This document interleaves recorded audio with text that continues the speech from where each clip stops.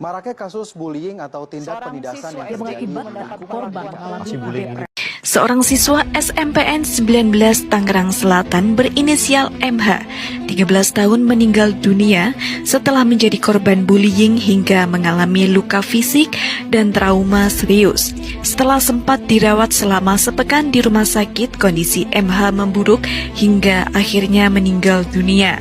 Polisi kini menyelidiki kasus tersebut dan telah memeriksa 6 saksi, termasuk guru, sementara keluarga mengungkap MH sudah mengalami perundungan berulang sejak masa MPLS.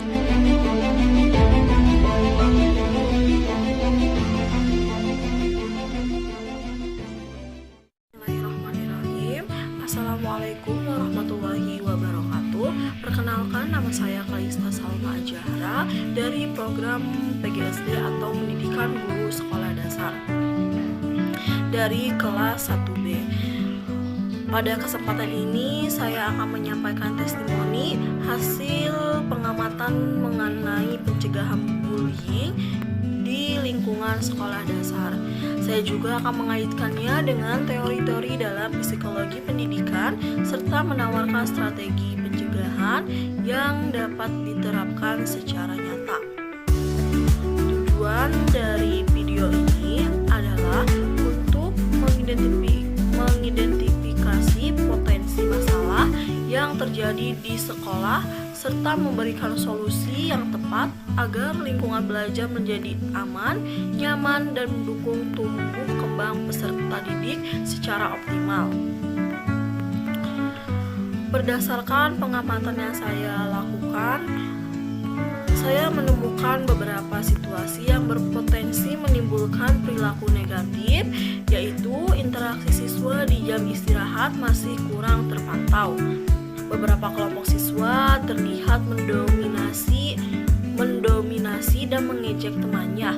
Area tertentu seperti belakang kelas, tangga, serta lorong menuju toilet tampak sepi dari pengawasan guru. Terdapat kecenderungan pemisahan kelompok pertemanan berdasarkan latar belakang ekonomi, kemampuan akademik, maupun penampilan fisik yang dapat memicu diskriminasi.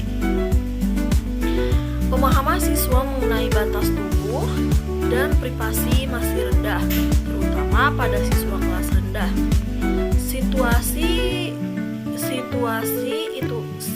Situasi ini menjadi faktor risiko munculnya bullying, kekerasan seksual, maupun diskriminasi jika tidak dilakukan pencegahan yang tepat.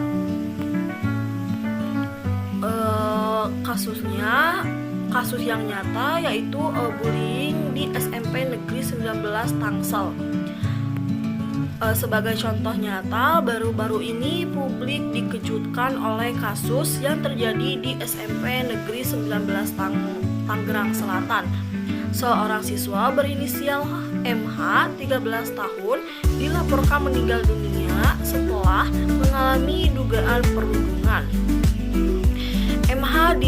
MH disebut sempat dipukul menggunakan kursi besi oleh teman sekelasnya, hingga akhirnya mengalami kondisi kritis dan koma sebelum meninggal dunia.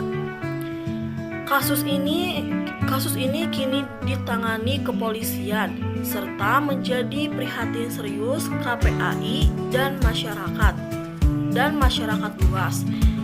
Peristiwa tragis ini menunjukkan bahwa bullying bukan masalah sepele.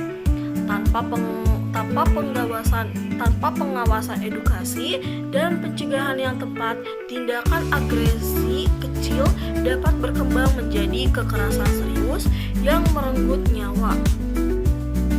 Kasus ini menjadi pengingat bahwa sekolah harus benar-benar menjadi tempat paling aman bagi siswa. Masalah berdasarkan teori psikologi pendidikan. Yang pertama, teori pembelajaran sosial dari Albert Bandler menjelaskan bahwa anak belajar melalui observasi dan imitasi. Artinya, jika Jika anak melihat temannya mengejek atau mendorong orang lain, mereka bisa menirunya. Jika perilaku negatif tidak ditegur, anak menganggap itu wajar. Inilah sebabnya bullying sering muncul berulang apabila sekolah tidak memberikan respon yang tegas. Yang kedua, teori perkembangan moral, Laurent Colbert. Sebagian besar siswa SD berada pada tahap konvensional awal. Moral mereka ditentukan oleh aturan yang dibuat guru dan kebutuhan untuk diterima oleh temannya. Mereka berperilaku baik bukan sepenuhnya karena berdasarkan moral, tetapi karena takut dihukum atau ingin dipuji. Maka dari itu, guru perlu membangun kesadaran moral melalui diskusi nilai, bukan hanya hukuman. Teori psikososial Erik Erikson, industri dan inferiority. Anak SD sedang membangun rasa percaya diri melalui pencapaian dan interaksi sosial. Jika mereka sering dibandingkan, dihina, atau diejek, mereka bisa merasa rendah diri. Sebaliknya, dukungan dan penguatan positif akan membentuk karakter dan kepercayaan diri yang baik. Yang keempat, pendekatan intervensi berbasis sekolah. Sekolah merupakan lingkungan sosial utama bagi anak. Intervensi pencegahan mencakup peraturan yang jelas, pengawasan di area rawan, edukasi saling menghargai, keterlibatan guru, orang tua, dan seluruh warga sekolah. Solusi dan rekomendasi pencegahan. Yang ke-1, program sekolah ramah anak. Guru melakukan pengawasan aktif terutama di area rawan, pemasangan poster edukasi tentang batas tubuh, anti-bullying, dan zona aman. 2. Role modeling positif. Guru harus menjadi teladan dalam bersikap sopan, menghargai, dan anti kekerasan. Memberikan penguatan positif bagi siswa yang menunjukkan empati dan kerjasama. Yang ketiga, edukasi moral dan empati. Mengadakan diskusi kasus case study dan permainan peran untuk melatih siswa memilih sikap yang benar. Menjelaskan konsekuensi moral dari tindakan menyakiti teman. Menumbuhkan rasa percaya diri, melibatkan seluruh siswa dalam kerja kelompok tanpa pengecualian. Menghadiri pelabelan negatif seperti nakal, lemah, atau tidak pintar. Yang kelima, mekanisme pelaporan rahasia. Menyediakan kotak pengaduan, hotline sekolah, atau layanan konseling. Menjamin bahwa siswa aman untuk melapor tanpa takut dibalas. Yang keenam, edukasi batas tubuh dan pencegahan kekerasan seksual. Mengajarkan konsep badanmu milikku. Menjelaskan bagian tubuh yang tidak boleh disentuh sembarangan. Menekankan pentingnya mengatakan tidak, melapor, dan menjawab